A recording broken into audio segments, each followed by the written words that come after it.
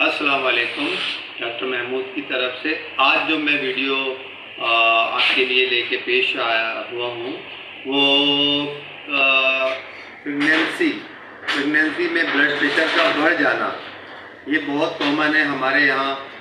ख़ास तौर पे जो फर्स्ट प्रेगनेंसी होती है उसे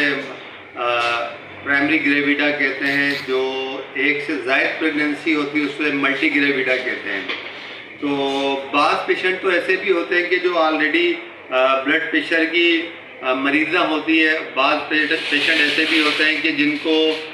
हमल के दौरान जो है वो ब्लड प्रेशर हो जाता है। अच्छा, जो कि ऑलरेडी पहले से ब्लड प्रेशर की मरीज़ा होती है उनको क्रोनिक हाइपरटेंशन कहते हैं, और उसके अंदर जो ब्लड प्रेशर जो उनका रेज होना शुरू हो जाता है वो बिफोर 20 वीक के बच्चे से हमल से 20 हफ्ते पहले उनका ब्लड प्रेशर रेज होना हो जाता है। और जो गैस्ट्रेशनल हाइपरटेंशन कहते हैं, जो कि आम तौर पे जो है पहली दफ़ा जो बच्ची लड़की या खातून जो डिलीवरी कर रही होती है या बसा का जिनको दूसरी दफ़ा में भी हो जाता है या खौफ की वजह से हो जाता है ब्लड प्रेशर रेज,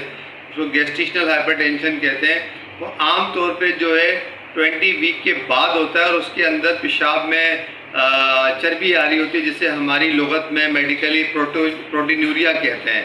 तो ये दो तरह के ब्लड प्रेशर हैं जो कि मैंने आपको तफसील बताई। और अक्सर ये देखा गया है कि नॉर्मल प्रेगनेंसी भी जो होती है, जो कि कुदरती नेचुरली एक फिलामिना है,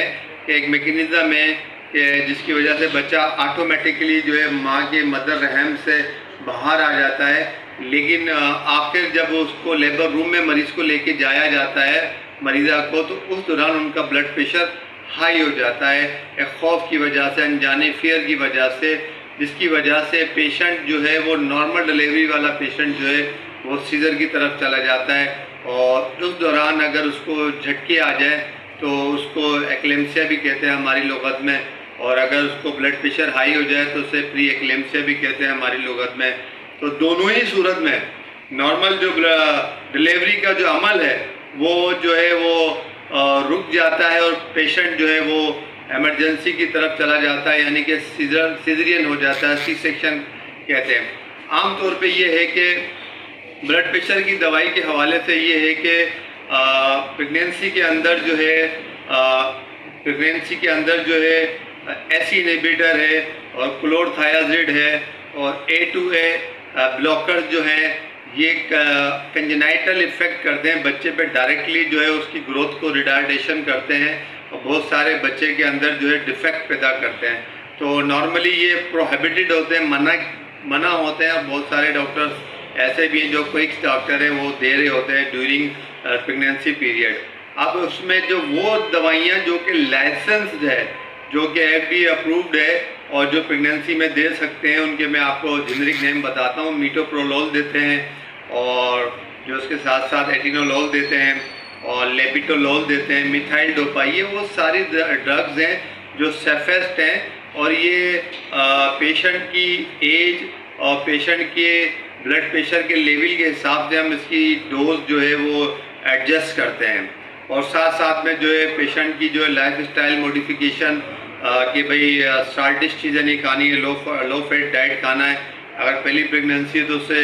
मॉरल सपोर्ट की बहुत ज़रूरत होती है, उसे रीश्योरेंस यकीन दिलाने की बहुत ज़रूरत होती है कि कहीं उनका आखिरी के टाइम में ब्लड प्रेशर हाई ना हो जाए। तो ये लाइसेंस ड्रग है। अब इसके साथ साथ दूसरा पहलू ये है कि अगर पेशेंट का जो है वो ब्लड प्रेशर जो है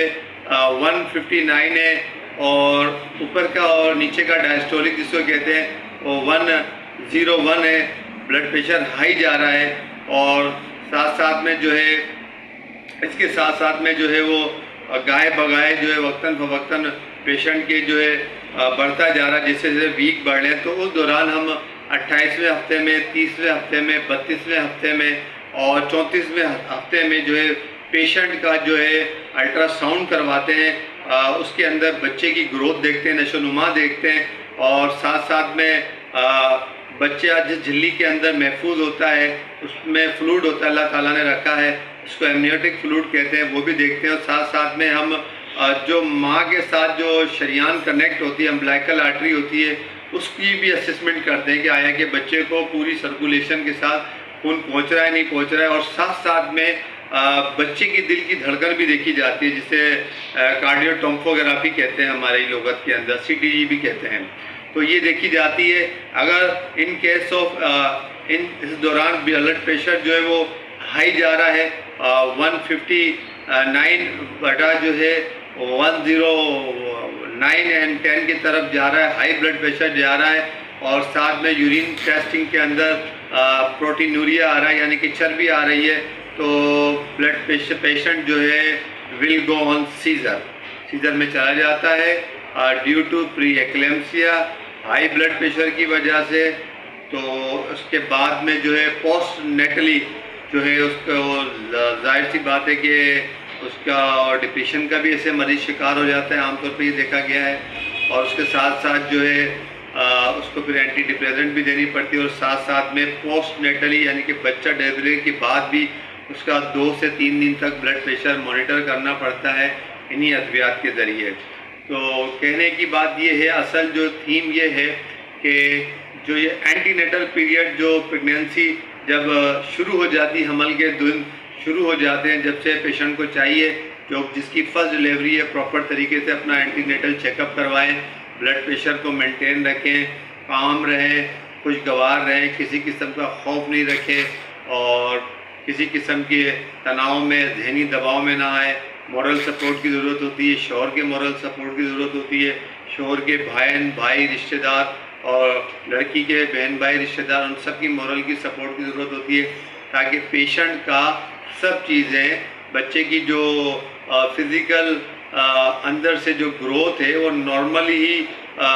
फिट है और नॉर्मली उसका आने का है, तमाम एनाटॉमिकल पोजीशन उसकी नॉर्मल है, तो वो इंशाल्लाह ताला नॉर्मली